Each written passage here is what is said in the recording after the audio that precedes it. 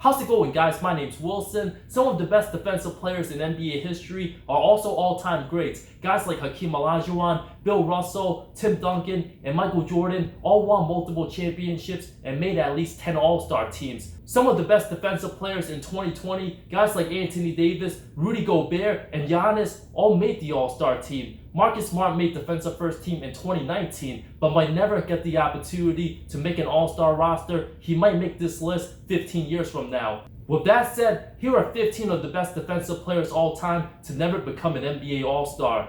Number 15, Patrick Beverley. Nicknamed as the 94 feet, one of the most annoying defenders for anybody, relentless and fearless, the former 42nd pick made 2 defensive teams as of 2020, first team in 2017 and second team in 2014. Always plays with a chip on his shoulder, has all the toughness on the court, growing up in the rough streets of Chicago, super physical with a 6'7" wingspan, despite being listed 6'1", doesn't get too many steals, but very active hands, gets under his opponent's skin, dives on the floor as much as any point guard, draws charges, willing to guard guys in all different sizes like Damian Lillard, Steph Curry, doesn't back down from the LeBrons and KDs, the definition of heart over talent. Number 14, Derek Harper. One of the best players to never make an All-Star team, the 6'3" point guard, made 2 defensive second teams in 87 and 90 with Dallas, got his number retired by the franchise, very well liked by fans and teammates, a hard worker, up there in steals during his younger days. Mike Conley would be the best comparison from the 2010s. Harper also created the hand check rule, always a key component to his team, had a terrific run for the 94 Knicks, got them to the finals, and likely would have won finals MVP if New York would have won the series, averaged 16.5 points, 6 assists, since Ewing and Starks both shot under 37% for the series. Number 13, Raja Bell, who would be even more valuable in today's game and perhaps get a $100 million contract. The perfect definition of a 3-and-D wing with fit on any roster, always responsible for guarding the other team's best perimeter players, best remembered for his battles with Kobe Bryant. Bell made 2 defensive teams, first team in 2007 for the 61-win Suns, second team in 08, averaged 13.5 points, over 42% from 3 in 3.5 seasons in Phoenix. Number 12, Paul Pressey, former shooting guard / small forward of the Milwaukee Bucks, joined the Sidney Moncrief, Marcus Johnson era, one of the most underrated players all time, the original point forward, excellent two-way ability to help unlock an unstoppable lineup for one of the best teams to never make the finals, averaged 14 points, 5 rebounds, over 7 assists, almost 2 steals, 0.7 blocks on 49% shooting during his 5-year peak, 3 total defensive teams, 2 firsts in 85 and 86, and second team in 87. Only true NBA historians and longtime Bucks fans knew how great he was, guarded Larry Bird as well as anybody, joined the Celtics-Bucks matchups. When Pressey wasn't in the game, Larry would tend to go on big runs. Pressey also responsible for guarding Jordan, holding him to under 30 points in the first round of the 85 playoffs, the only time MJ didn't average 30 in a postseason. Also the only time MJ was outscored by an opponent in any series of his career. It wouldn't have been possible without Pressey's defense. Number 11, Shane Battier, one of the most annoying players to play against, unathletic, lacks quickness and speed. Battier is one of the most intelligent players during his tenure,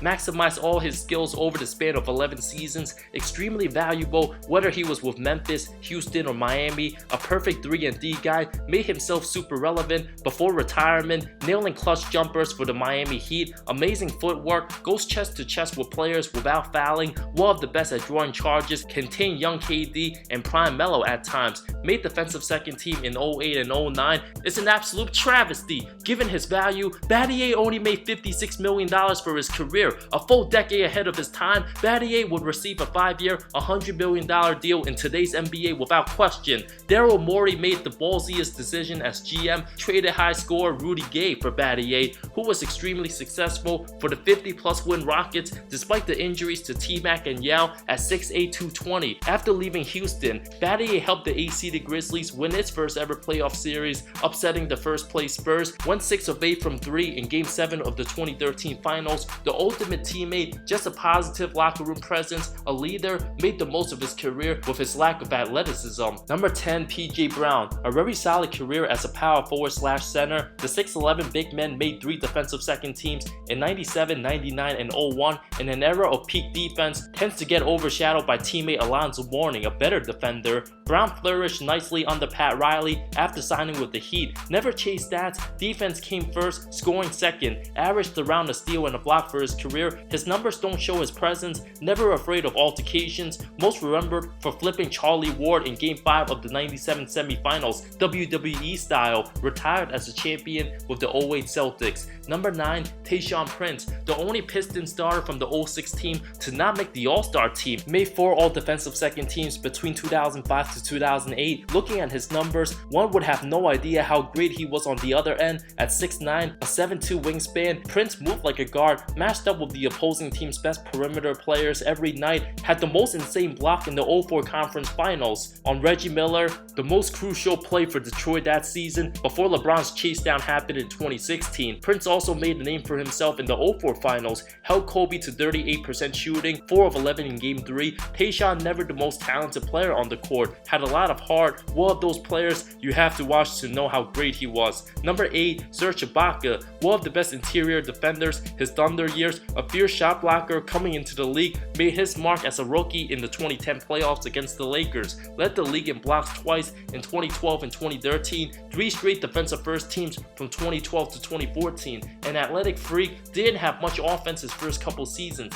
redeemed himself with the Raptors, his offense in 2019 and 2020 as good as ever, combined with his outside shooting, take into account his scoring and stroke in 2020, combined with his defense in 2014, no doubt Ibaka would have been an all-star. Very underrated as a second option under KD for the 59-win Thunder when Westbrook missed more than half the season. Ibaka extremely close to winning Defensive Player of the Year in 2012. Tyson Chandler got the edge, received 45 to 41 first place votes, 311 to Ibaka's 294. Very debatable, very fascinating career, peaking on defense early, not being very good in the middle of his career, and peaking offensively after 2019. Ibaka also has some great battles in the postseason against Blake Griffin and Tim Duncan, the early to mid 2010s. Number 7, Doug Christie, a journeyman, played for 7 different teams, the defensive stopper, most notable for the early 2000s Kings teams. At the height of his powers, 4 total all-defensive teams, including first team in 2003. Each one of those years, Sacramento was in contention. Averaged over 2 steals 6 different times, a terrific all-around player, can hit the 3, also pass and handle the ball. Once started off as a Kobe stopper, helped Bryant to 8 points in the regular season game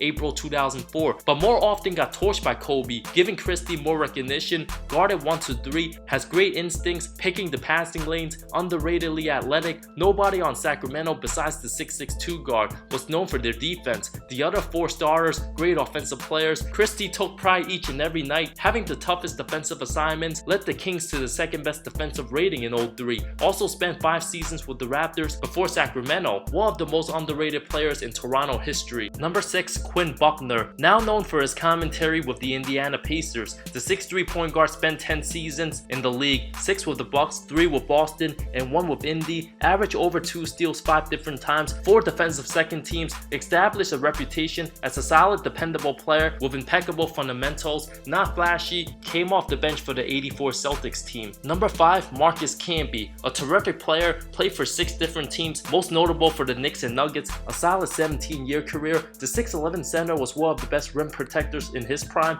4-time blocks champion, averaged 2.4 rejections for his career, 4 defensive teams from 2005 to 08, 2 first teams coming from 07 and 08. The anchor for Carmelo's Nuggets wasn't as great on offense, besides popping up from mid-range, and an underratedly good passer, recorded double digits in rebounding for most of his career, banged up by injuries often, played 70 plus games, only 4 seasons, a beast out of college. Many projected Camby to be an Anthony Davis caliber big before AD. Being banged up by injuries ruined him of reaching his full potential, a critical part of the 99 Knicks that made the finals, filled in for the injured Patrick Ewing. Camby had a similar type career to Tyson Chandler, a good role player. In today's NBA, prime Camby would easily be the best shot blocker. Number 4, Don Chaney. The 6'5" guard spent most of his playing days with the Boston Celtics, part of 2 title teams in 69 his rookie season and 74, more known for his defense than offense, made 5 defensive second teams. Boston most known for having JoJo White, Dave Cowens, and Havlicek, but Chaney was a huge part to the C's success, started for multiple seasons, earned a reputation reputation as a lockdown defender, played amazing defense, pressing Oscar Robertson throughout the 74 finals, held the Big O to averaging 12 points on 43% shooting, also had some legendary matchups guarding Knicks point guard Walt Frazier. Retired after the 1980 season, the only player to play with both Bill Russell and Larry Bird, arguably the best defensive guard the entire 70s, only real basketball historians would know who he is. Number 3, Tony Allen. The definition of a lockdown defensive specialist. The great Kobe Bryant praised Allen, the best defenders he's ever faced. The definition of a blue-collar NBA player. The 6'4" guard, a huge part of the Celtics and Grizzlies' success. Never once did he ask for help matching up with the game's best players. Made 6 total defensive teams throughout his career, 3 first teams, developed his identity after tearing his ACL in 2007,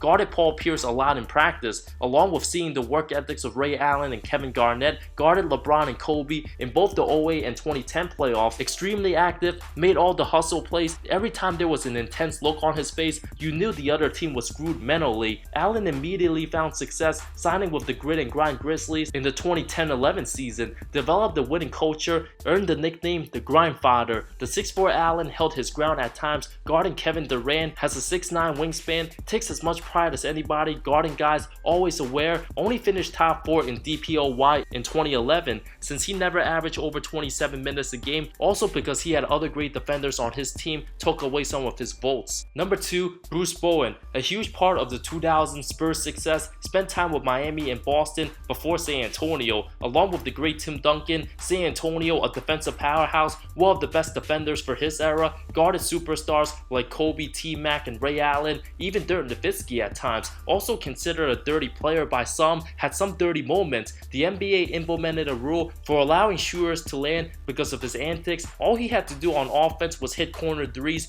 didn't have the monster blocks or the athletic steals, just places guys tied up, right up in your face. Many complained about him a lot because of how annoying he was. Bowen made 8 total defensive teams, all consecutively from 01 to 08, first team between 05 to 08. There's a reason why San Antonio retired his number 12 jersey. Part of 3 championship teams, finished second in DPOY 3 times in 05, 06, and 07, missed the consistency, never missed a game from February 26 of 02 to March 14 of 08, did an excellent job in Game 7 of the 05 finals, locked up Chauncey Billups in the 4th, had a huge block with under a minute left, one of the most underrated defensive plays, pretty much sealed the game. During the 07 title season, the Spurs were 10 points better on D per 100 possessions with Bowen on the court, held LeBron to 35% shooting in those finals. Given the rules allowed during the early to mid 2000s, Bowen was able to get away with more, while Allen had to be smarter since the offensive players get the benefit of the doubt and can lean in to draw contact in the 2010s decade.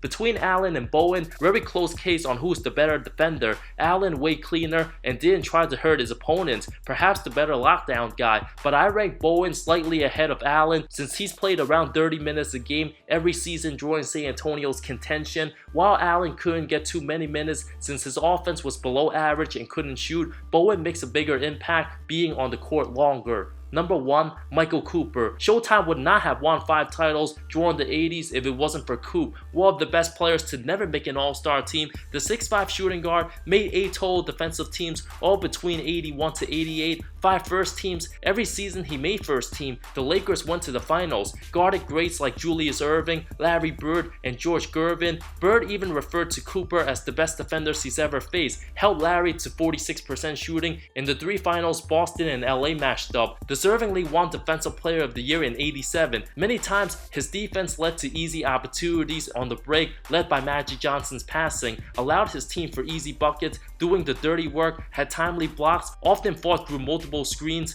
Because he wasn't putting up 20 points a game, Cooper continues to be one of the most forgotten Lakers all time. Coop didn't record too many steals or blocks. His goal was to always slow a guy down with ball denial and not gamble as much. Magic gambles a lot, which was why he recorded so many steals. Cooper also one of the best 6 men all time as well. Honorable mentions includes Avery Bradley, Rodney McRae, Andrew Bogut, T.R. Dunn, Josh Smith, Lindsey Hunter, and Ron Harper, some of the most forgotten good players of their era. Those were 15 of the best defensive players to never make an NBA All-Star roster. Which one of these guys is the best defender in your opinion? Let me know in the comments below. Thank you so much for watching this video. Subscribe for more content, more good stuff coming soon. I love all of you. See you next time.